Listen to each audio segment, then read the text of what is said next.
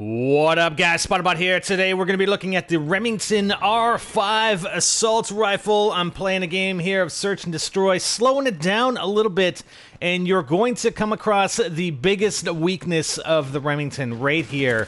I'm going to take this riot shield guy out, and look at that. We got 3 blips on our mini-map right there, right around the corner. There's an IED there, so I pop the IED off. Look at how much, I got 3 rounds. Oh my god, seriously? Did I just take that third guy out with 3 rounds left in my Remington R5? Again, that's the biggest downfall of the Remington. It's got the lowest ammo capacity of any assault rifle at 24 rounds in the magazine. So you're probably going to want to run either extended mags as an attachment or even sleight of hand. But sleight of hand, you know, on the flip side of having the lowest magazine capacity in its class, it's got the best reload time. The Remington R5 is the best reload out of any of the assault rifles. But even then, you still may want to stick with the sleight of hand and reload just that much faster. If you're not really worried about the attachments, you know, I'm running the red dot simply to unlock all the red dot reticles. That's the only reason I'm running it. If I weren't going for that, then perhaps I wouldn't run the reticle and then run extended mags and then maybe use a different perk. I'm not running Dead Silence. Maybe that's something that I want to run on this class, Dead Silence, instead of the sleight of hand. So anyways, that was not a bad first round.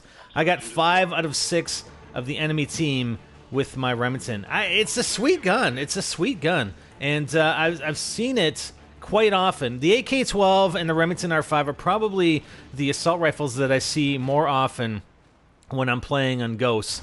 Way more than any MSBS or any of the other assault rifles. Maybe the Honey Badger is probably up there as well. So maybe it's a tie between those 3 weapons. It's not there. Man, that was a leg kill, wasn't it? I think that was the leg kill. All right, let's get back. It looked like I didn't have that guy. I don't know, man. Anyways, let's get back to some of the stats. So, again, its real only downfall, in my opinion, is the fact that, well, I guess there's another downfall, okay? So the first downfall is the lowest magazine capacity. The second downfall of the Remington R5 is that it's got the lowest rounds per minute out of any of the assault rifles. Therefore, it's got the highest time to kill out of any of the assault rifles. But I'm having no problems killing enemy players, all right? All right, so how does that balance out? 2 of the characteristics of these assault rifles, it's lowest in class, but the rest, pretty much the rest, it's highest in class, okay? So if you look at the range of the Remington R5 kicks every other assault rifle in the ass by far. By far. The drop-off start range is best in class by far. The drop-off range is best in class by far. Even with the silencer compared to the Honey Badger was supposed to have, you know, a pretty decent range with the integrated silencer. Remington R5 still kicks its ass all over the place, all over town, all over this Prison Break map. And the same goes for damage. Like, its damage, it's slightly lower damage long range than the AK-12, but the max damage within its range, and again, I just stated that the drop-off range is still kick-ass. So you're going to find that it's going to take quite some distance for that max damage to become min damage, right? So it's going to take 5 shots to center mass at range, and at a significant range with the Remington R5 in order to take an enemy down. As long as one of those is in a headshot, etc., you get a 1.4 times multiplier for your headshot, similar to the other assault rifles. And you still have the multipliers for the burst fire and the semi-auto fire that we've talked about with the assault rifles since we started discussing them with the Honey Badger. So the multiplier is a bit lower, but it doesn't matter. Again, it doesn't matter because your damage, your starting damage is so high.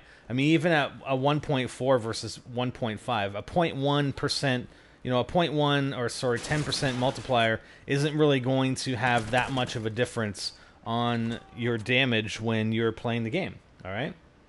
Now, I'm going to pull away a little bit from the weapon analysis here and talk about something that I talked about in one of my other videos just recently, I think, but a little bit more in-depth because I'm using a class where it's appropriate. I don't have Dead Silence on, but all too often I see guys, you know, I know, or I'm thinking there's a guy in this tower, or there's another guy up here. I mean, there's an IED. I'm like, no, dude, don't run up there. There's an IED right there.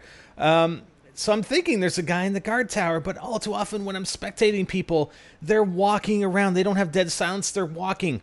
Crouch walk, people. Crouch walk.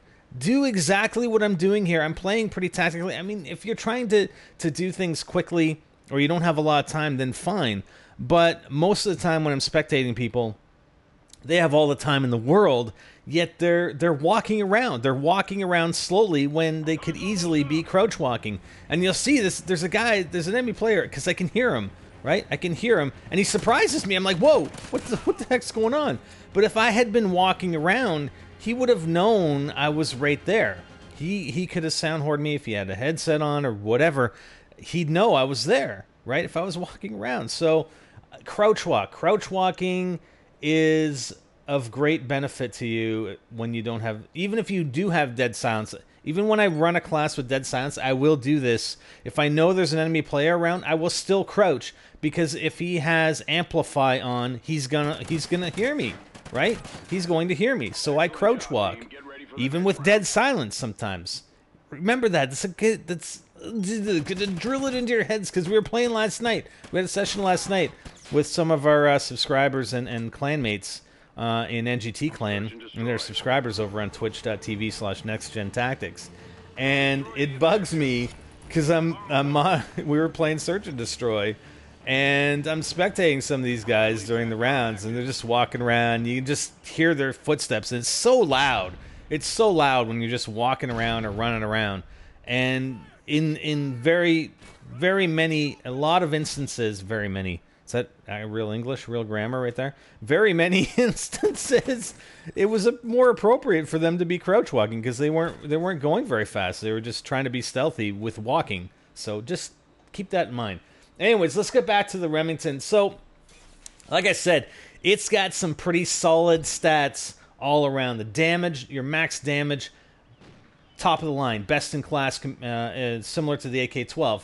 Min damage, yeah, it's in sort of on the, it's not on the bottom range. The ARX 160 is on the bottom range, but it's 5 shots at range to kill. But your range, again, your range with the Remington is so insane that unless you're doing an extremely long shot, you're not really going to notice it too much. And for the majority, pretty much every kill we get here in this game with the Remington R5 is within that max damage range. So it's pretty damn effective, and it was pretty damn effective on this match. I don't even think I played that many games with the Remington to get a decent game like this, but it still kills me. If you go back to that first part where I'm at the top of the hill and I get those 3 or 4 kills at the top, I got 3 rounds left in my Remington. I think the guy was hurt, but even then, with 3 rounds, I can still get a kill.